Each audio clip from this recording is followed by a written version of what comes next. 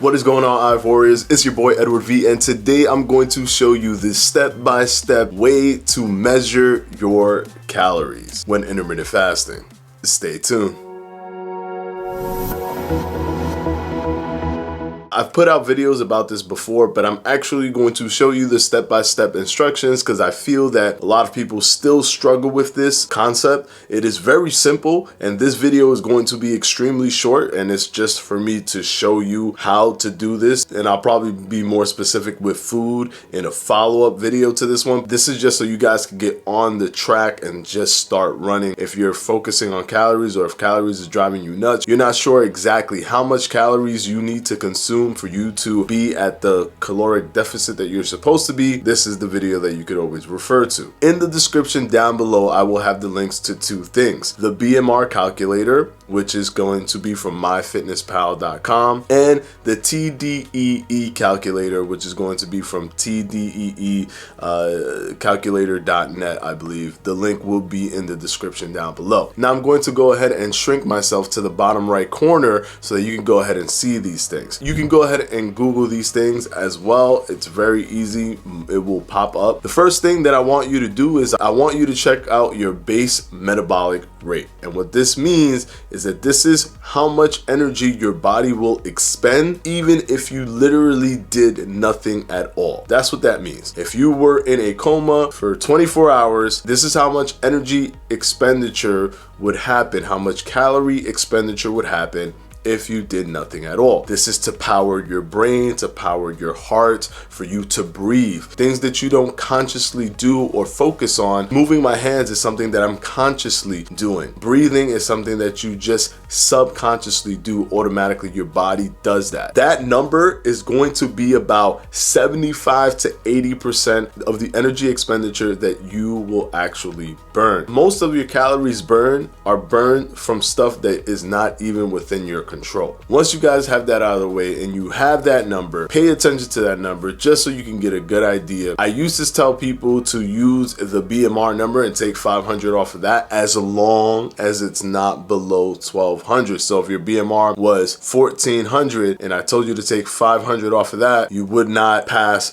1200. You would stop at 1200, and that would be your caloric deficit for you to lose weight. And the reason that I used to tell people to do the BMR, to use the BMR, is because I wanted to ensure that you would be at a caloric deficit. I wanted everyone to reach their goals, and I didn't want any outside forces of maybe, you know, someone not exercising as much as someone else or what have you, causing any type of friction or any type of resistance to actually losing weight. But I don't feel that it is the most effective way to do this. The most effective way to do this is actually to go into the TDE Calculator.net. You can Google this as well, and you can go ahead and type in your information. It's going to ask you, just like the BMR calculator asks you, it's going to ask you for your height, your age, your gender. But then it asks you even more questions. It will ask you, what's your activity level on a weekly basis? Do you go to the gym 1 to 2 days, or 3 to 5 days, or 6 to 7 days? Or are you an athlete in which you train 2 times a day? You're gonna go ahead and click what you do. If you go to the gym just 1 or 2 times or 3 to 5 times, you're gonna go ahead and click that, and then it will calculate an actual number that is more close to the estimate for what you're actually burning. So this is still an estimate. Even your BMR calculation is still an estimate. It is almost scientifically impossible to know each and every individual person's exact calorie number to the calorie. It's almost impossible, but you want to get a rough idea of where you are, and then that will help you. So once you get that TDEE number, that's the number that you want to take 500 calories off of. If you're someone that's saying, no, I do like 900 calories or 1000 calories a day, and I'm not losing weight, I'm not going to go up to 2100. You want to go up to 2100, and the fact that you're so low at 1000 could literally be the reason why you're not losing weight. Your body is trying to hold on to weight. It's trying to hold on to glycogen, water, whatever it is. Holding on to weight because of the fact that you're putting so much stress. Your cortisol levels are going higher because your body feels that when you do eat, you don't have enough food to eat. It's different from fasting because your body will understand rhythms. When you fast and then eat a big meal, your body knows that you have the capability of eating a big meal at the end of the day, or at the end of, you know, whatever, 36 hours.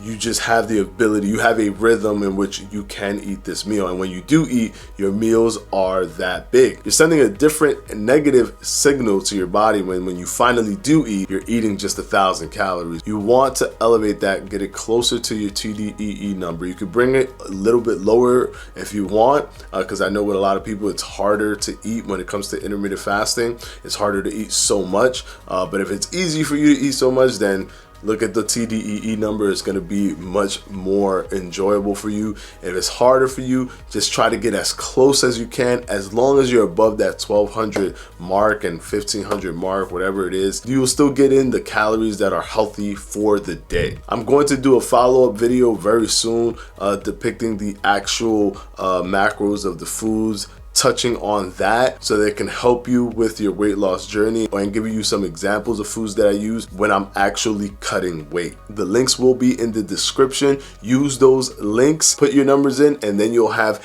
a much better idea of how much calories you need to consume to cut, and even how much calories you need to consume to bulk. Just do 500 more. And I want to thank my patrons for my Patreon, and I'm going to put their names right up here.